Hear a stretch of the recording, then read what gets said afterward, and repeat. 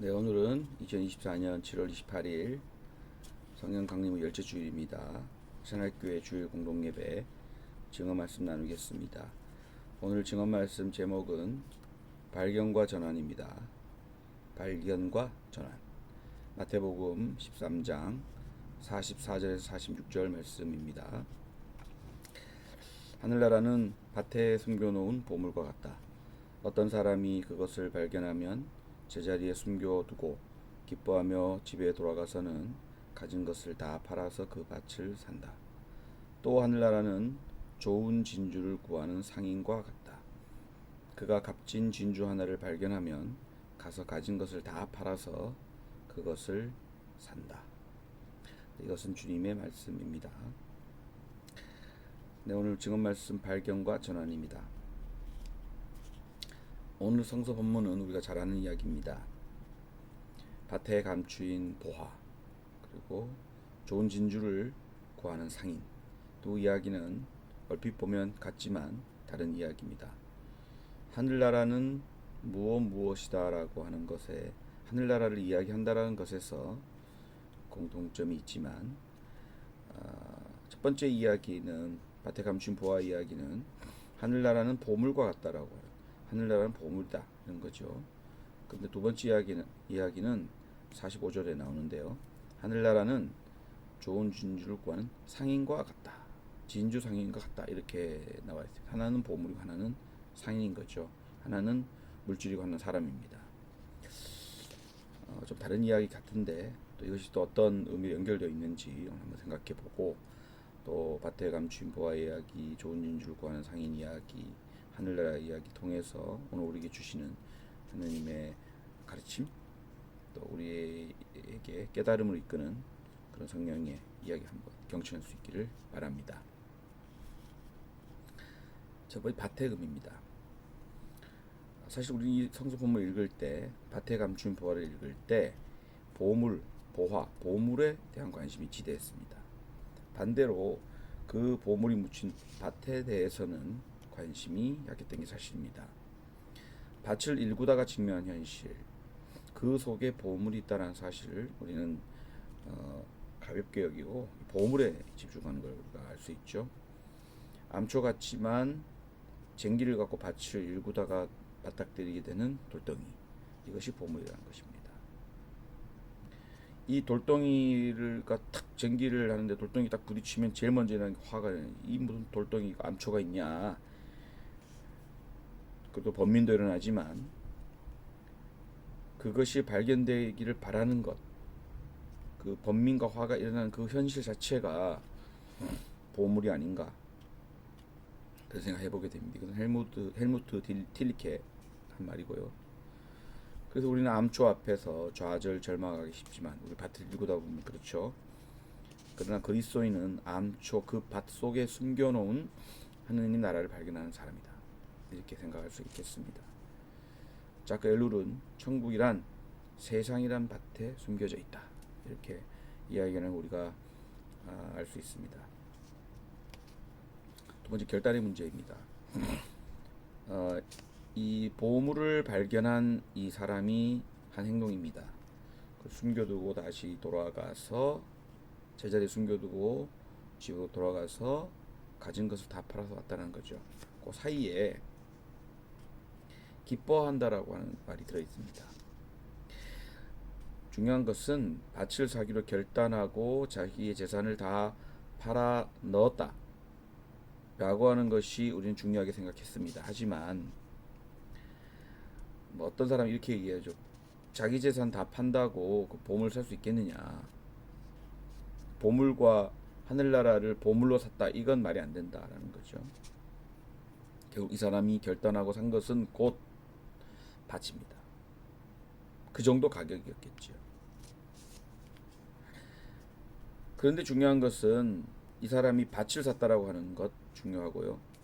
두 번째는 이 사람이 이 밭의 보물을 발견하고 한 행동입니다. 돌아가서 살 준비를 한 것도 중요하지만 기뻐하며 집에 돌아갔다는 것이죠. 보물을 발견한 후에 변합니다. 보물을 발견한 후 전환점이 생긴 거라는 거죠. 밭을 일구는 일개 농부에서 기쁨을 누리는 사람으로 발견 깨달음으로 인해서 이 사람은 전환점을 맞았다라는 것입니다. 즉 발견과 깨달음의 중요성을 다시 생각하게 됩니다. 알고 깨닫는 것 그리고 그것이 기쁨이 되는 것에 관해서 다시 한번 생각하게 됩니다. 하느님 나라를 발견하고 하느님 나라를 알게 되고 하나님 나라를 깨닫는 것이 얼마나 기쁜 일인지 우리는 성서 본문을 통해서 확인할 수 있습니다. 그래서 기쁘죠. 세 번째는 좋은 진주를 찾는 사람입니다. 이 진주라고 하는 것이 당시에 이 팔레스타인의 흔한 보물은 아닙니다. 진주는 페르시아만 아니라 인도양 등지에서 있는 보물인데 이 장사라고 표현된 것은 진주 찾는 장사죠.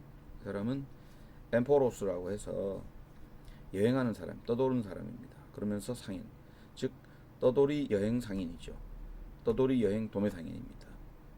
이 사람은 떠돌아 다니면서 좋은 물건을 발견하는 안목을 가진 사람입니다.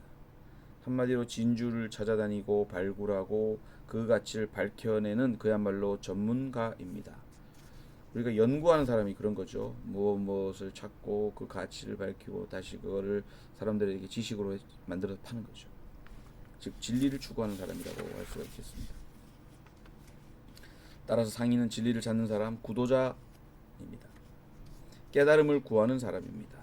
하늘나라는 이처럼 진리를 찾아다니는 사람, 깨달음을 구하는 사람이다라고 말하고 있는 것이죠.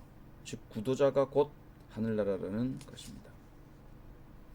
네 번째로는 이 사람이 발견한 게 값진 진주 하나를 발견하는, 가진 거 다 팔아서 그거 산다는, 값진 진주 하나를 발견하는 거죠. 진주 하나입니다. 값진 것이 하나라는 거죠. 저는 기독교가 유일신 사상이 때문에 많은 이들에게 지탄도 받고 무슨 개종을 하게 만드는 선교 방식도 취하고 있다고 생각하지만 저는 진리는 오직 하나라고 생각합니다. 그것은 하느님에 의해서 해방의 은총이 시작됐다는 거죠. 노예적 삶에서 하나님 해방의 일로 우리 이끌었다는 사실이고, 두 번째는 거기서 끝나는 것이 아니라 우리가 스스로 깨달아야 된다는 사실이에요. 끊임없이 자기 자신의 아집으로 그 안에 갇혀있던 나의 눈과 귀를 열어서 더 많은 것을 보고 발견하고 찾으러 다니면서 하는 그 깨달음, 깨닫게 하시는 은총이 바로 이 진주 하나의 의미지 않는가. 또 하나는 부활을 통해 죽은 사람이 다시 거듭나고 부활함으로 인해서 주는 부활 자유의 은총, 이것이 하나로 응축된 그 하나의 진주 아닌가 하는 생각을 하게 됩니다. 마지막 결론입니다. 일하던 농부가 밭에서 보물을 발견했다는 이야기, 그리고 진주를 찾아다니는 그 상인이 좋은 진주를 찾는 구하는 그 상인이 곧 하늘나라다. 그렇다면 하늘나라는 무엇일까요? 바로 그것은 구도자로서 진리를 찾아다니는 사람에게서 발견되는 그러한 것이 곧 하늘나라다라고 할 수가 있겠습니다. 또한 그것은 특별한 곳에 발견되는 것이 아니라 우리의 삶이라는 밭이라는 우리 삶의 터전에서 그곳에서 발견되고 깨닫게 되는 것이라는 거죠. 근데 여기서 중요한 것은 여기서 깨닫고 끝나는 것이 아니라 깨달음에서 오는 그 기쁨으로 삶이 전환되는 것, 그것이 바로 하늘나라의 비밀이다, 이렇게 얘기할 수 있겠습니다. 삶 속에서 그렇게 깨달음을 구하며 살아갈 때 우리는 발견하게 되고 발견의 기쁨을 누리고 삶이 전환된다는 것이요. 그런 의미에서 깨달음을 구하는 삶 자체가, 그 과정 자체가 하늘나라의 삶이라는 거죠. 하늘나라는 그런 의미에서 과정이라는 것이죠. 발견하고 깨닫고 우리 삶이 자꾸 바뀌어가는, 거듭나가는 그런 삶 자체가 하늘나라다라고 할 수가 있겠습니다. 오늘 열째 주일에 성령 강림의 열째 주일에 주시는 말씀 통해서 하늘나라를 발견하고 하늘나라를 구하고 발견하고 기뻐서 삶이 전환되는 저와 여러분 될 수 있기를 주님의 이름으로 간절히 축원합니다.